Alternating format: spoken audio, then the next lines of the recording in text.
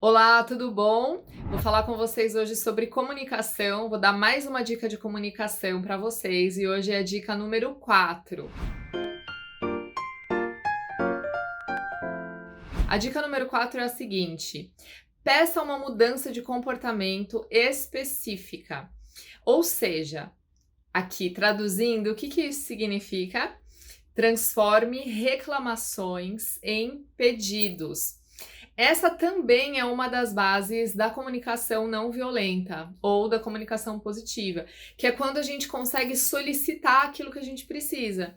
Então, ao invés de você constantemente se queixar sobre alguma coisa que tá te incomodando, digamos no teu relacionamento, na dinâmica do teu dia a dia da pessoa com quem você convive, peça uma mudança de comportamento. Muitas vezes algumas coisas nos incomodam e a gente fica ali constantemente fazendo críticas.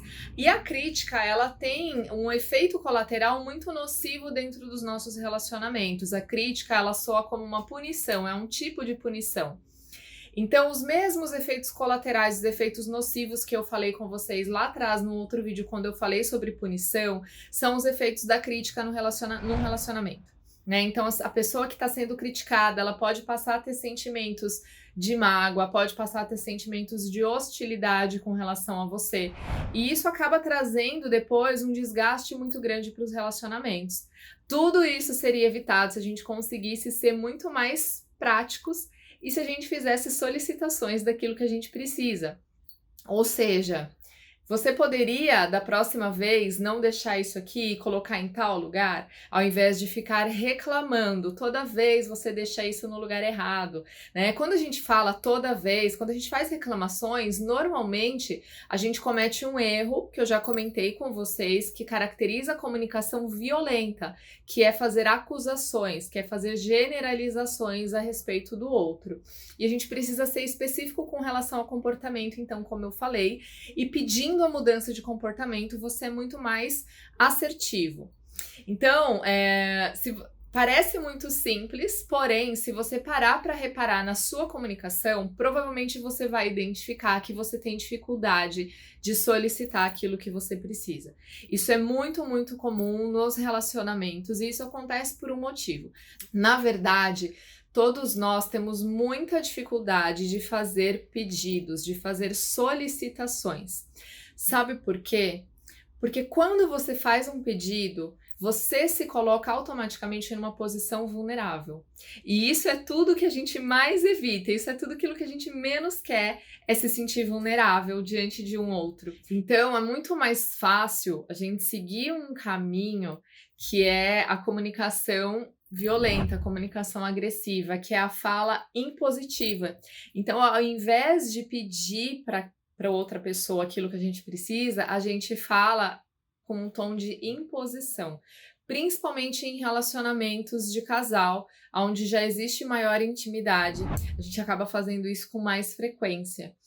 E isso é muito nocivo, como eu falei, isso acaba gerando uma agressividade grande no relacionamento. A gente sai da posição de parceria e a gente entra numa competição de disputa, indiretamente, quando a gente fala num tom de imposição.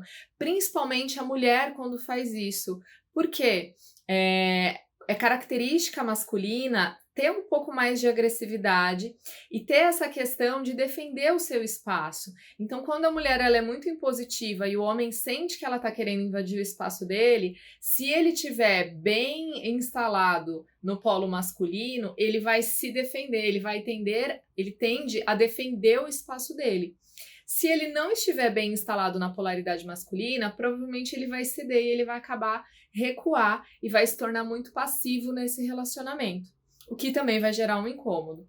Então, voltando um pouco na questão da vulnerabilização. Por que a gente se torna vulnerável? Por que a gente se coloca nessa posição de vulnerabilidade quando a gente faz uma solicitação? Porque você pode ouvir um sim como resposta, mas você também pode ouvir um não como resposta. E quando a gente ouve um não como resposta, a gente se fere. Muitas vezes porque a gente não tem maturidade para entender algo muito importante, que o não Para mim, quando eu ouço um não, é um não para mim, mas é um sim para a necessidade da outra pessoa que está me falando aquele não.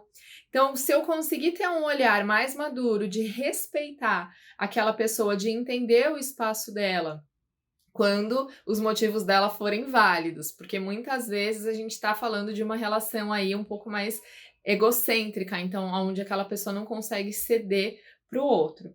De qualquer maneira, quando a gente ouve um não, a gente tem a tendência de se sentir desmerecido, desvalorizado.